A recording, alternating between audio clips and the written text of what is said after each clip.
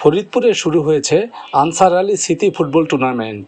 শুক্রবার বিকেলে শহরতলির কানাইপুর ইউনিয়নের পুরদিয়া স্কুল মাঠে এই টুর্নামেন্টের উদ্বোধন করেন প্রবীণ সমাজসেবিকা জহুরা খাতুন।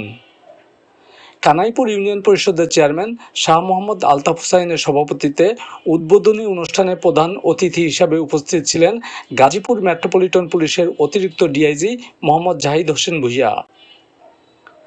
বিশেষ অতিথি হিসাবে উপস্থিত ছিলেন পিবিআই এর পুলিশ সুপার মোহাম্মদ রবিউল ইসলাম, কোতোয়ালি থানার অফিসার ইনচার্জ আসাদুজ্জামান, সাজিদ সোবান ওয়েলফেয়ার ফাউন্ডেশনের পরিচালক আব্দুর রহমান।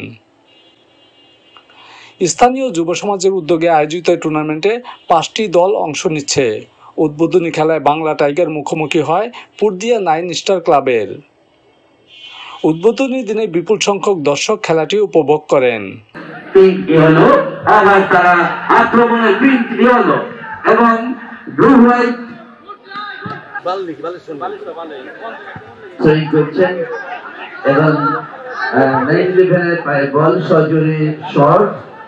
বল এখনো রয়েছে, বাংলা টাইগার্সের পায়ে চলে গেলেন। 9-11 শট করেছিলেন কিন্তু প্রতিহত করে